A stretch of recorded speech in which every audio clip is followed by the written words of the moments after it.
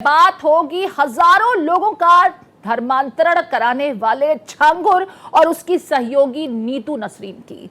इन दोनों की आज रिमांड की अवधि खत्म हो रही है। दोनों की 7 दिनों की कस्टडी आज खत्म हो रही है। छांगुर और नीतू को कोर्ट में रिमांड की अवधि खत्म होने के बाद आज पेश किया जाएगा। तो देखिए, 7 दिनों की रिमांड छांगुर और उसकी सहयोगी नीतू नसरीन की खत्म हो चुकी है और आज दोनों को कोर्ट में पेश किया जाएगा। मुमकिन है एजेंसी एक बार फिर दोनों को रिमांड पर लेकर इनके इस पूरे सिंडिकेट के बाबत जो अनसुलझे पहलू हैं उनकी पड़ताल की कोशिश करेगी।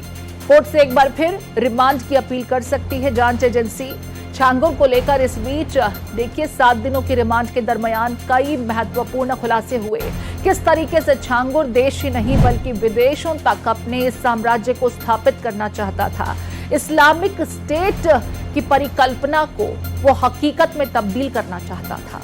इसके लिए बाकायदा इसका एक पूरा ब्रिगेड तैयार था जो युवाओं को टारगेट करता था, युवाओं का ब्रेन वॉश करता था, उनकी मजबूरी का फायदा उठाकर उन्हें धर्मांतरण के लिए तैयार करता था। आज रिमांड की अवधि खत्म हो रही है छांगुर बाबा की। मेरे साथ रजनीश जुड़ रहे हैं, रजनीश का रुख कर लेते हैं। रजनीश, छांगुर बाबा और नीतू नसरीन की 7 दिनों की रिमांड के दरमियान कई चौंकाने वाले खुलासे हुए हैं। उम्मीद यही की जा रही है कि एजेंसी एक बार फिर छांगुर और उसकी सहयोगी नीतू की रिमांड की अवधि को बढ़ाने की अपील करे अदालत से। आपने सही कहा प्रीति कि अभी जिस तरीके से दर पर दर मामले खुल रहे हैं, नई जानकारियां आ रही है, जैसे कि आपने खबर में बताया कि एटीएस फिर इनकी रिमांड लेंगे और जैसी जानकारी है मिल रही है कि पूरी तैयारी है, क्योंकि अभी एटीएस को लग रहा है कि वो सारी राज की बातें नहीं मिल पा रही है जो देश के लिए खतरा है, समाज के लिए खतरा है। तो वो सारी बातों के लिए जरूरी है कि उनको रिमांड पे लिया जाए और रिमांड में लिए कोर्ट में अर्जी दी जाएगी। और जैसे जानकारियां निकल के आ रही है कि नेपाल को साफ टारगेट मान के चल रहा था और इसकी कोशिश थी कि नेपाल में भी धर्मांतरण करा के एक अपनी फौज खड़ा किया जाए। आपको याद होगा कि कुछ साल पहले तक हिंदू राष्ट्र था नेपाल, हमेशा से नेपाल साफ टारगेट पे रहा है, आईएसआई के टारगेट पे रहा है, पाकिस्तानियों के निशाने पर रहा है। तो उस लिहाज से उसको सबसे मुफीद जगह लग रहा था श्रावस्ती, बलरामपुर, बहराइच, वो जनपद, वो डिस्ट्रिक्ट है जो नेपाल से सटे हुए हैं। तो वहाँ अपना वो क्रियाकलाप बढ़ा रहा था। तो जो भी जानकारी मिल रही है यही कि वहाँ के यूथ को लेके 10 करोड़ की फंडिंग की तैयारी थी। एक टारगेट था कि 10 करोड़ खर्च करना है। दूसरा मामला आ रहा है कि जिस तरीके से ब्रेन वॉश किया जा रहा था, जो तकरीर होती थी उसमें पर्चा बांटा जाता था और पर्चा के टेस्ट लिया जाता था कि ये जिहाद के प्रति इस यूथ का लगाव है कि नहीं। क्योंकि जब देखिए, आधुनिक एजुकेशन की तरफ जब से मुसलमान, सब मुसलमान को हम नहीं कह सकते, लेकिन उनको लगता था कि कुछ लोग हैं जिनको बहका के कुछ भी कराया जा सकता है, उसमें रेशियो बड़ा कम ही होगा। लेकिन लगातार उसको लग रहा था और उस मिशन में सफल भी माना जाएगा अगर पकड़ में नहीं आया रहता। और दूसरी खबर पर चर्चा कर लेते हैं प्रीति कि सरकार भी सख्त हो गई है उन अधिकारियों पे जिनको लगता है। बिल्कुल, जिन अधिकारियों का आप जिक्र कर रहे हैं रजनीश, अपने दर्शकों को जरा ये भी बता दें कि छांगुर प्रकरण में बड़ी कार्रवाई की तैयारी की जा रही है। खबर मिल रही है कि 4 अधिकारियों पर कार्रवाई की जा सकती है। 4 अधिकारियों की भूमिका छांगुर के संदर्भ में संदिग्ध पाई गई है। इनमें एडीएम, 2 सीईओ और एक इंस्पेक्टर बताए जा रहे हैं जिनकी भूमिका संदिग्ध पाई गई है। छांगुर के इशारे पर कुछ भी करने को ये लोग तैयार रहते थे। 2019 से 2024 के बीच बलरामपुर में इन लोगों की पोस्टिंग थी। पुष्टि के बाद अधिकारियों पर कार्रवाई की जाएगी। फिलहाल उनके रोल को इन्वेस्टिगेट किया जा रहा है। एसटीएफ की गोपनीय जांच में इन लोगों के नाम सामने आए हैं। रजनीश लगातार हमारे साथ बने हुए हैं। रजनीश का मैं एक बार फिर रुक करूंगी। रजनीश, आप मुझे लगता है इन्हीं अधिकारियों का जिक्र कर रहे हैं, 4 अधिकारी, और कहा यह जा रहा है 19 से लेकर 2024 तक इनकी पोस्टिंग बलरामपुर में ही थी और छांगुर के लिए कुछ भी करने को तैयार रहते थे। कितनी सच्चाई इन जानकारियों में? देखिए प्रीति, शुरू से ही भारत एक्सप्रेस फर्स्ट डे से खबर चला रहा है कि ये जो खेल हुआ रातों रात खेल नहीं हुआ। इस खेल में एक लंबा वक्त लगा। जैसे कि कुछ लोग बता रहे 14 साल, चलिए हम 2019 की ही बात कर लेते हैं।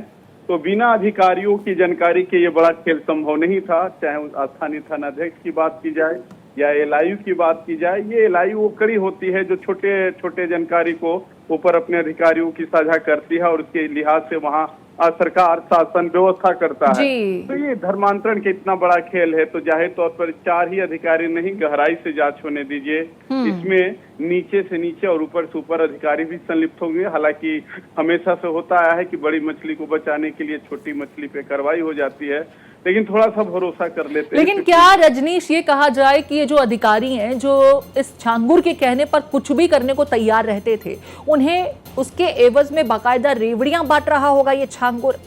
बिना बेनिफिट के तो कोई मदद नहीं करता ना। प्रीति, जब 500 करोड़ की फंडिंग की बात हो रही है, अंदाजा आईटी को है कि 700 करोड़ हो सकती है, तो आप समझ सकती है कि अधिकारियों की ईमान का क्या कीमत रहा होगा उत्तर प्रदेश में। और ये पहली मर्तबा नहीं है जब अधिकारियों पर करप्शन का चार्ज रहा हो, थाने से लेके तहसील से। हालांकि बात दूसरी हो जाएगी, हम एटीएस की बात करते हैं। एटीएस एक एलिट क्लास की इन्वेस्टिगेशन टीम है, जांच कर रही है। जांच पे लोगों को थोड़ा सा एतबार करना होगा, क्योंकि एटीएस जिस तरीके से दावे कर रही है, लग रहा है कि देर सबेर वो भी खिलाड़ी सामने होंगे जो पर्दे के पीछे से इस खेल में शामिल थे। ठीक है, बने रहिए रजनीश। अपने दर्शकों को हम लगातार छांगुर से जुड़े हुई तमाम जानकारियां पहुंचा रहे हैं। कैसे धर्मांतरण का खेल चलाने वाला ये शातिर शख्स अपने सिंडिकेट को लगातार बड़ा करने की जुगत में था, लगातार प्रयास किए जा रहे थे। जानकारी ये भी मिल रही है कि नेपाल, जिसका जिक्र अभी हमारे सहयोगी भी कर रहे थे, नेपाल में भी पैठ बनाने की फिराक में था छांगुर। धर्मांतरण के लिए ग्रामीण युवाओं की फौज तैयार कर रहा था। इस्लामिक मूवमेंट के जरिए सीमा से सटे गांव में ये अपनी पैठ बनाना चाह रहा था। करीब 46 गांव ऐसे जिसके युवाओं पर छांगुर की नजर थी। छांगुर ने पैठ बनाने के लिए अपनी टीम भी तैयार कर ली थी। तकरीर के बहाने जलसों में ये पर्चे बांटता था। अभी इसका जिक्र रजनीश ने किया।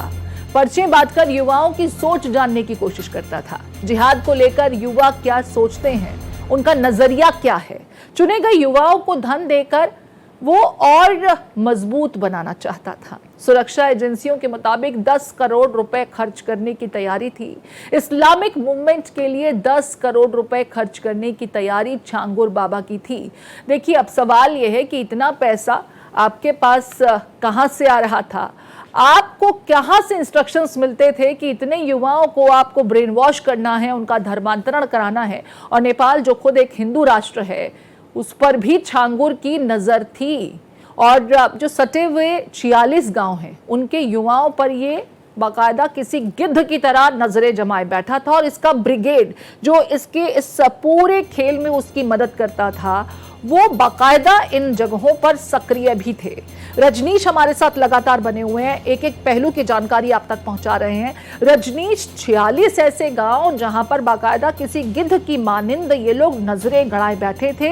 वहां के युवाओं को कैसे टारगेट करना है, किस तरीके से ब्रेन वॉश करना है, उनका सोच क्या है, और अगर किसी की सोच धर्मांतरण के लिए नहीं है तो उसे कैसे अपना जो सोच है, अपने थॉट्स हैं, उसे बदलने की सरकार भी सख्त हो गई है उन अधिकारियों पे जिनको लगता है। बिल्कुल, जिन अधिकारियों का आप जिक्र कर रहे हैं रजनीश, अपने दर्शकों को जरा ये भी बता दें कि छांगुर प्रकरण में बड़ी कार्रवाई की तैयारी की जा रही है। खबर मिल रही है कि 4 अधिकारियों पर कार्रवाई की जा सकती है। 4 अधिकारियों की भूमिका छांगुर के संदर्भ में संदिग्ध पाई गई है। इनमें एडीएम, 2 सीओ और एक इंस्पेक्टर बताए जा रहे हैं जिनकी भूमिका संदिग्ध पाई गई है। छांगुर के इशारे पर कुछ भी करने को ये लोग तैयार रहते थे। 2019 से 2024 के बीच बलरामपुर में इन लोगों की पोस्टिंग थी। पुष्टि के बाद अधिकारियों पर कार्रवाई की जाएगी। फिलहाल उनके रोल को इन्वेस्टिगेट किया जा रहा है। एसटीएफ की गोपनीय जांच में इन लोगों के नाम सामने आए हैं। रजनीश लगातार हमारे साथ बने हुए हैं। रजनीश का मैं एक बार फिर रुक करूंगी। रजनीश, आप मुझे लगता है इन्हीं अधिकारियों का जिक्र कर रहे हैं, 4 अधिकारी, और कहा यह जा रहा है 19 से लेकर 2024 तक इनकी पोस्टिंग बलरामपुर में ही थी और छांगुर के लिए कुछ भी करने को तैयार रहते थे। कितनी सच्चाई इन जानकारियों में? देखिए प्रीति, शुरू से ही भारत एक्सप्रेस फर्स्ट डे से खबर चला रहा है कि ये जो खेल हुआ रातों रात खेल नहीं हुआ। इस खेल में एक लंबा वक्त लगा। जैसे कि कुछ लोग बता रहे 14 साल, चलिए हम 2019 की ही बात कर लेते हैं। तो बिना अधिकारियों की जानकारी के ये बड़ा खेल संभव नहीं था, चाहे स्थानीय थानाध्यक्ष की बात की जाए या एलआईयू की बात की जाए, ये एलआईयू वो कड़ी होती है जो छोटे छोटे जानकारी को ऊपर अपने अधिकारियों की साझा करती है और उसके लिहाज से वहाँ सरकार शासन व्यवस्था करता है। जी। तो ये धर्मांतरण का इतना बड़ा खेल है, तो जाहिर तौर पर 4 ही अधिकारी नहीं, गहराई से जांच होने दीजिए। इसमें नीचे से नीचे और ऊपर से ऊपर अधिकारी भी संलिप्त होंगे। हालांकि हमेशा से होता आया है कि बड़ी मछली को बचाने के लिए छोटी मछली पे कार्रवाई हो जाती है, लेकिन थोड़ा सा भरोसा कर लेते हैं। लेकिन क्या रजनीश ये कहा जाए कि ये जो अधिकारी हैं जो इस छांगुर के कहने पर कुछ भी करने को तैयार रहते थे, उन्हें उसके एवज में बाकायदा रेवड़ियां बांट रहा होगा ये छांगुर? बिना बेनिफिट के तो कोई मदद नहीं करता ना। प्रीति, जब 500 करोड़ की फंडिंग की बात हो रही है, अंदाजा आईटी को है कि 700 करोड़ हो सकती है, तो आप समझ सकती है कि अधिकारियों की ईमान का क्या कीमत रहा होगा उत्तर प्रदेश में। और ये पहली मर्तबा नहीं है जब अधिकारियों पर करप्शन का चार्ज रहा हो, थाने से लेके तहसील से। हालांकि बात दूसरी हो जाएगी, हम एटीएस की बात करते हैं। एटीएस एक एलिट क्लास की इन्वेस्टिगेशन टीम है, जांच कर रही है। जांच पे लोगों को थोड़ा सा एतबार करना होगा, क्योंकि एटीएस जिस तरीके से दावे कर रही है, लग रहा है कि देर सबेर वो भी खिलाड़ी सामने होंगे जो पर्दे के पीछे से इस खेल में शामिल थे। ठीक है, बने रहिए रजनीश। अपने दर्शकों को हम लगातार छांगुर से जुड़े हुई तमाम जानकारियां पहुंचा रहे हैं। कैसे धर्मांतरण का खेल चलाने वाला ये शातिर शख्स अपने सिंडिकेट को लगातार बड़ा करने की जुगत में था, लगातार प्रयास किए जा रहे थे। जानकारी ये भी मिल रही है कि नेपाल, जिसका जिक्र अभी हमारे सहयोगी भी कर रहे थे, नेपाल में भी पैठ बनाने की फिराक में था छांगुर। धर्मांतरण के लिए ग्रामीण युवाओं की फौज तैयार कर रहा था। इस्लामिक मूवमेंट के जरिए सीमा से सटे गांव में ये अपनी पैठ बनाना चाह रहा था। करीब 46 गांव ऐसे जिसके युवाओं पर छांगुर की नजर थी। छांगुर ने पैठ बनाने के लिए अपनी टीम भी तैयार कर ली थी। तकरीर के बहाने जलसों में ये पर्चे बांटता था। अभी इसका जिक्र रजनीश ने किया। पर्चे बांटकर युवाओं की सोच जानने की कोशिश करता था। जिहाद को लेकर युवा क्या सोचते हैं, उनका नजरिया क्या है। चुने गए युवाओं को धन देकर वो और मजबूत बनाना चाहता था। सुरक्षा एजेंसियों के मुताबिक 10 करोड़ रुपए खर्च करने की तैयारी थी। इस्लामिक मूवमेंट के लिए 10 करोड़ रुपए खर्च करने की तैयारी छांगुर बाबा की थी। देखिए, अब सवाल यह है कि इतना पैसा आपके पास कहां से आ रहा था? आपको कहां से इंस्ट्रक्शंस मिलते थे कि इतने युवाओं को आपको ब्रेन वॉश करना है, उनका धर्मांतरण कराना है? और नेपाल जो खुद एक हिंदू राष्ट्र है, उस पर भी छांगुर की नज़र थी।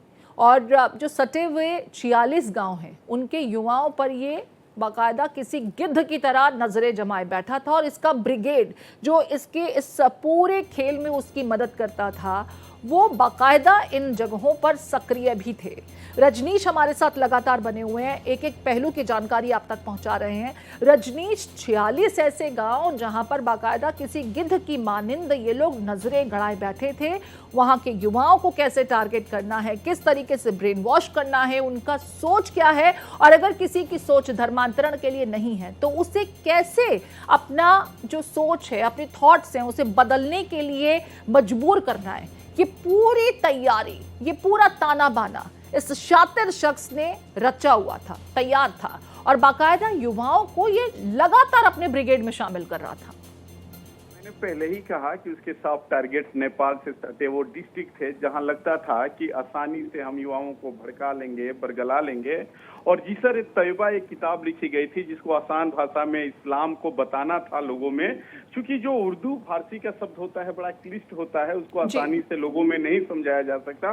तो उसके लिए ये बाकायदे किताब छपवाया था जिसर तैयबा जिसका नाम था, और लगातार लोगों में, अब मैंने पहले ही कहा खबर में कि 10 करोड़ का फंडिंग का इंतजाम था कि इन युवाओं पे 10 करोड़ खर्च किया जाएगा जिससे ये बहकावे में आके इस्लाम का धर्म प्रसार करे। साथ ही सबसे बड़ा सवाल है कि एक हमारा आर्टिकल जरूर इसमें चर्चा करता है धर्म परिवर्तन के लिए लोग स्वच्छंद है, लेकिन ये जो डराने धमकाने वाली बात आ रही है, लोगों को डरा रहा था, धमका रहा था।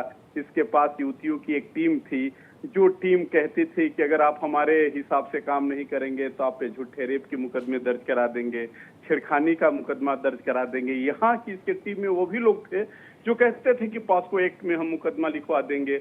और आपने खबर में बताया कि अधिकारियों की मिली भगत थी। और आप समझ रही है ग्रामीण क्षेत्रों में कि अगर ये थानेदार तहसीलदार बात नहीं सुनेगा तो बेचारे सब लोग लखनऊ नहीं आ पाते हैं। तो जितना उसको टेरर बनाना था वो टेरर बनाया वहां पे, उसी के आड़ में धर्मांतरण कराता था। एक लोग बयान दे रहे हैं। अब सरकार के लिए भी चैलेंज है उन महिलाओं को सुरक्षा देना जो इसके खिलाफ आके बयान दे रही है, क्योंकि पुलिस एटीएस चार्जशीट ही दाखिल करेगी, बाकी काम कोर्ट में होता है और कोर्ट अपना काम सबूत के लिए करता है। तो तमाम ऐसे केसेज हुए हैं कि शुरू की जांच इन्वेस्टिगेशन बहुत तेज हुआ है, बाद में आरोपी छूट जाते हैं। तब पूरी अब सरकार का भी एक चैलेंज है कि वो लोग लगातार सुरक्षा की मांग कर रहे हैं। उन सुरक्षित सबूत सुरक्षित हो जिसे कोर्ट में पेश किया जाए, वहां साबित किया जाए कि तमाम देश विरोधी गतिविधियों में संलिप्त था, तब जाके देखिए जांच हो रही है। अभी मीडिया में चल रहा है, चर्चा है छांगुर, लेकिन हिंदुस्तान में अक्सर यही होता है कि सब बातें 10 दिन बाद पुरानी हो जाती है। लेकिन अब यहाँ एटीएस जो जांच एजेंसी है उसे अपने पेपर वर्क को इतना मजबूत करना होगा, उन तमाम आरोपों को साबित करना होगा अदालत में। सबसे बड़ी चुनौती यही होती है। आज कोर्ट में एक बार फिर छांगुर और उसकी सहयोगी नीतू नसरीन को पेश किया जाएगा और यही माना जा रहा है कि एक बार फिर रिमांड पर लेकर अपनी जांच को एजेंसी आगे बढ़ाएगी। बहुत शुक्रिया रजनीश, विस्तार से तमाम जानकारी साझा करने के लिए।